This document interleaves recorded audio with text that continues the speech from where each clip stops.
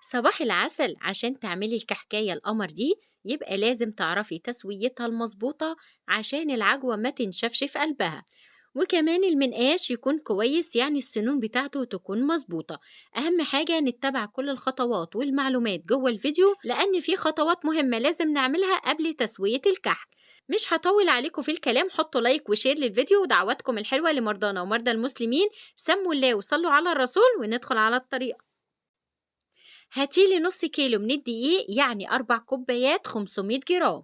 حطي عليه ربع معلقة صغيرة من الملح، وكيسين من الفانيليا، ونص معلقة صغيرة من البيكنج باودر، ما تكتريش عشان الرسمة ما تختفيش منك ساعة السوا، ونص كوباية من السكر البودر وزنهم 80 جرام، ولازم تنخليه عشان بيتكتل معانا بسرعة. نقلب كل المواد الجافة مع بعضها. أما بالنسبة للمادة الدهنية، أنا معايا سمنة وزبدة بيعادل 250 جرام، يعني ربع كيلو. 125 جرام سمنة و125 جرام زبدة. حابة تستخدمي نوع واحد بس منهم مفيش أي مشكلة. الخطوة دي مهمة جدا جدا.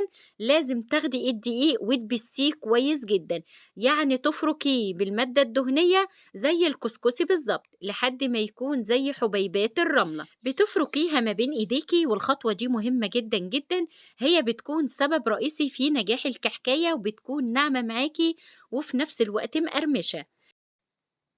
السوائل اللي هنستخدمها هنجيب نص كوباية بيعادل 125 ملي. عبارة عن ايه؟ ربع الكوباية ماء زهر، ودي الازازة حبيت ان انا اوريها لكم، والربع التاني بتكون مية دافية مش من الحنفية، لازم تكون مية دافية او سخنة شوية عشان المادة الدهنية ما تتكتلش معانا في العجينة وتعمل حبيبات، يعني بتكون مخرزة. هأكد عليكي تاني، المية لازم تكون دافية عشان المادة الدهنية ما تتكتلش معاكي. احنا بنضيف المية واحدة واحدة لحد العجينة ما تتلم معايا. وبديل مية الزهر معلقتين كبار من مية الورد على نص كوباية مية دافية. دي بتكون منكهات، بس بصراحة مية الزهر في الكحك ده ريحته وطعمه بيكون رهيب. العجينة بتعمليها زي عجينة البسكوت بالظبط، يا دوب بتلميها بس، اوعي تعجنيها عشان ما تشدش معاكي عرق، والكحكة تطلع معاكي ناشفة ومعضمة. وزي ما انتوا شايفين انا بلمها بايديا ازاي. العجينة اخدت معايا نص كوباية زائد معلقتين كبار، وبكده العجينة بتكون لا طرية قوي ولا ناشفة قوي، زي عجينة البسكوت بالظبط. زي ما انتوا شايفين لميتها بايديا بالشكل ده. هاخد قطعة من العجينة ولازم اختبرها واشوف العجينة بتشقق معايا ولا لا. لو ما شققتش معايا يبقى كده العجينة مظبوطة، لو شققت معايا يبقى محتاجة سوائل. بالنسبة للعجينة ممكن تريحيها على الأقل ساعة وبعد كده تقطعيها، لكن أنا بصراحة هقطعها الأول وبعد كده هسيبها ترتاح. أنا أخدت قطعة قطعة وبرمتها وقطعتها لقطع صغيرة وبعد كده حوزنها.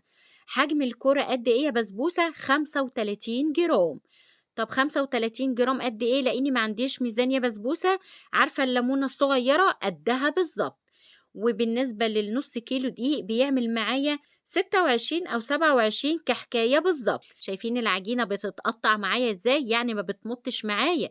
كده أنا ما شغلتش مادة الجلوتين اللي فيها، بكده بتكون العجينة مظبوطة معايا. هاخد قطعة قطعة وأكورها ما بين إيدي. المهم إنك تساوي العجينة، وبعد ما أكورهم هاخدهم وأرصهم على صينية ما تكونش مدهونة أي مادة دهنية، وهغطيها بكيسة واسيبها ترتاح ساعة أو ساعتين على الأقل.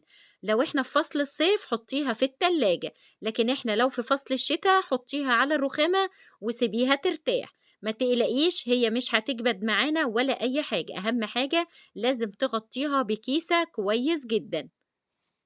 أما بالنسبة للحشوة، لإن جات لي أسئلة وتعليقات كتير، العجوة لمّا بيشتروها بتكون ناشفة جدًا، إزاي بنطرّيها وفي نفس الوقت بتكون في القراقيش أو أي معجنات أو الكحك بتكون طرية كده وزي الملبن. أنا اشتريت نُص كيلو من العجوة وزي ما أنتم شايفين ناشفة جدًا ومحجرة، بابتدي أقطّعها لقطع صغيرة بالسكينة بالشكل ده.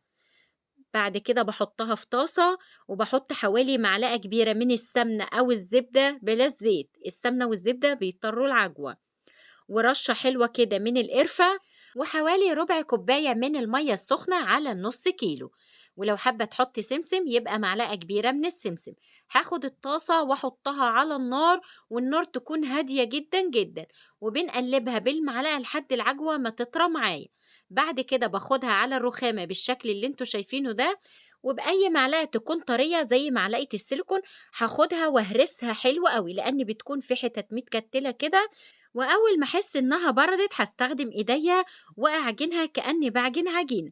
لازم تعجنيها كويس جدا عشان تكون ناعمة معاكي وكريمية. الإيد اللي باعجن بيها العجوة تحس إنها بتلزق، لكن هي ما بتلزقش، لأني اختبرتها قدامكم بإيدي النضيفة. هروح بقى أغسل إيديا وألم العجوة، وزي ما انتوا شايفين ما شاء الله لا بتلزق ولا أي حاجة. هبتدي بقى أكورها. المفروض تسيبيها تهدى شوية، وبعد كده تقطعيها لقطع صغيرة، وبعد كده تبرميها. أنا قطعتها وهي سخنة، وخدت قطعة قطعة وبدأت إن أنا أبرمها بالحجم اللي أنا محتاجاه للكحكاية. وباجيب صاج أو صينية وبحط عليه كيسة وبرص عليها العجوة عشان بس ما تلزقش في الصينية. بغطيها بكيسة وبركنها على جنب، وبكده الحشوة جاهزة معايا. ندخل بقى على مرحلة التشكيل، طريقة سهلة وبسيطة، وده بيكون شكل العجينة. أنا سبتها لمدة 4 ساعات، كنت حضرت الغدا وشفت اللي ورايا، وقلت بقى أقعد بقى أتسلى في الكحك. جبت بقى كحكاية كحكاية وخدتها وبرمتها بالطول، وبدأت إن أنا أفردها على شكل مستطيل أو شكل مربع. يعني العجينة بتكون رقيقة، يعني المفرش السيليكون يكون ظاهر منها. وبسويها بالمقطع بالشكل ده، وبجيب العجوة زي ما انتوا شايفين على قد القطعة وابتدي أبرمها بحرف السكينة. بخرج طرف العجينة كده على العجوة وابتدي أبرمها على شكل رول، واخد الرول ده وابتدي أبرمه رول طويل على قد دايرة الكحكة. شايفين؟ أما نيجي بقى نقفلها بنخلي العجينة المقفولة من تحت، وبعمل بوز زي بوز العصفورة بالظبط، واخد الطرف التاني وادخله في قلبيه، وبعد كده بقفلها بالشكل ده كأنها ما فيهاش ولا فتحة ولا أي حاجة.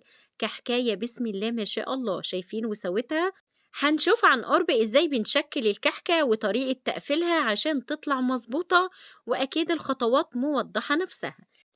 أهم حاجة بمقطع أو بسكينة بتساوي الحروف عشان ما يكونش حتة طالعة وحتة داخلة، وتضطري إنك تقصيها بالسكينة، وبكده ميزان الكحكاية هيختلف معايا، لأن ميزانها 35 جرام، وأكيد الشكل موضح نفسه. أنا كل ما باخلّص كحكاية باخدها وبارصها على صينية ما بتكونش مدهونة أي مادة دهنية، وباغطيها بكيسة عشان الكحك يفضل طري معايا وما ينشفش من الهوا.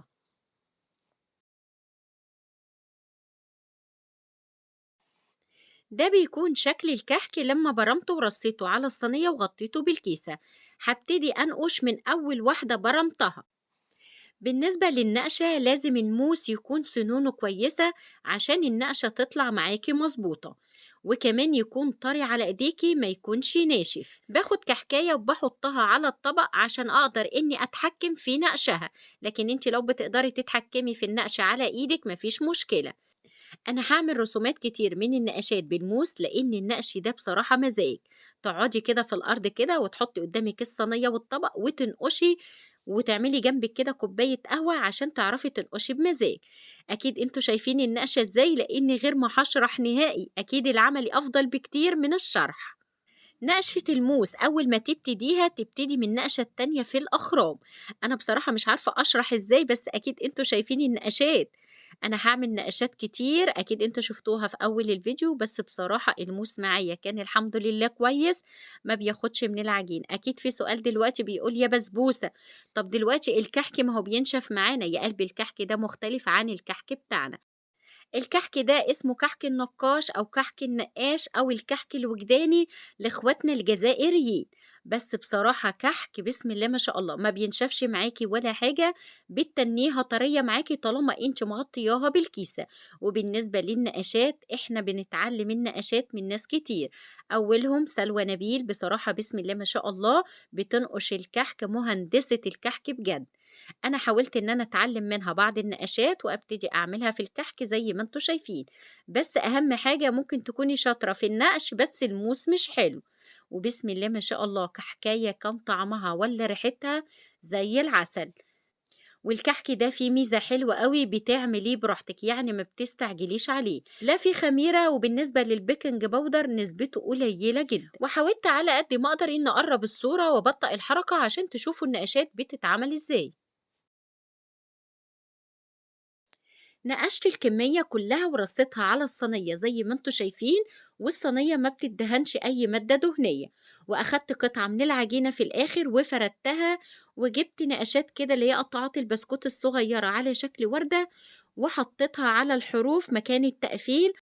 وجبت أعواد القرنفل وزينتها بالشكل ده، وبسم الله ما شاء الله. بصي بقى يا قمر، بالنسبة للتسوية في خطوات مهمة جدا جدا. الكحك ده مش هنسويه دلوقتي خالص، لازم يقعد على الأقل 4 ساعات في الهواء لحد ما يتشمع معانا. واوعى تغطيه، سيبيه لحد ما ينشف معاكي وبعد كده تسويه. أنا بصراحة عملت الكمية دي الساعة 1 بالليل، وسويته تاني يوم 12 الظهر، يعني سِبته حوالي 12 ساعة. فما تقلقيش، ونيجي بقى لطريقة التسوية المضبوطة. بتكوني مسخّنة الفرن كويس جدًا، وبتضبّطيه على درجة حرارة 170، 180 اللي هو سِوَى الكيك، وبتدخّلي الصاج على الشبكة اللي في النُص، نار من تحت بس. أول ما تحسّي إن الكحكاية أخدت لون دهبي من تحت ولسه وشه محتاج لون، يبقى تولّعي الشواية وشه ياخد لون، وتديّري الصاج من وقت للتاني عشان ياخد لون دهبي موحّد زي ما أنتِ شايفاه كده. بُصّي بقى يا قمر، وخلّي بالِك من المعلومة المهمة دي، عشان مدة السِوَى لو طالت في الفرن العجوة اللي جوّه الكحكاية هتنشف وتقطم معاكِ، عشان العجينة حوالين العجوة رقيّقة جدًا، فمش هتاخد معانا وقت في السِوَى. هي أخدت معايا في الفرن بتاعي نُص ساعة بالضبط. أول ما أخدت لون دهبي من تحت، طفّيت البوتاجاز وولّعت الشواية، وشّها أخد اللون الدهبي اللي أنتم شايفينه ده. لكن لو سبتيها مدة طويلة العجوة هتنشف معاكِ، وبسم الله ما شاء الله كحكاية زي القمر، والنقشة ثابتة زي ما هي، لا فرشت معانا ولا أي حاجة. كحك بجد طعمه حكاية ولا ريحته قلبة الدنيا. مقاديره كلها كانت سهلة جدا وبسيطة وفي خطوة واحدة بس، يعني حطينا كل المقادير على بعضها وعملنا أحلى كحكاية. وكمان مش مستعجلين عليه، براحتنا جدا إن كانت في التسوية أو في العجينة أو في النقشات. وشايفين دايب دوب إزاي؟ بصراحة طعمه حلو قوي قوي، يعني بصراحة هنستغنى عن الكحك التاني. اخواتنا الجزائريين دول بيعملوا شوية حاجات بصراحة زي العسل، ربنا يديهم الصحة والعافية. أتمنى يكون الفيديو خفيف على قلبكم مع إنه طويل جدا، بس حبيت إن أنا أوضح كل التفاصيل في قلب الكحكاية عشان أكون قدرت أوضح كل الأسئلة اللي انتوا نفسكوا تسألوها، ويطلع معاكوا أحلى كحك كل اللي هيدوقه هينبهر من جماله. عايزاكوا كده ستات بيوت شاطرين ما تشتروش حاجة من بره. مستنية دعواتكم الحلوة اللي دايما مفرحاني ومشجعاني، لأن دعمكم بيفرق معايا كتير، ودعوتكم الحلوة لبنتي لأنها مريضة شوية، والمرضانة ومرضى المسلمين. وما تنسوش اللايك والشير والاشتراك في القناة لو أول مرة تشوفوا قناة بسبوسة.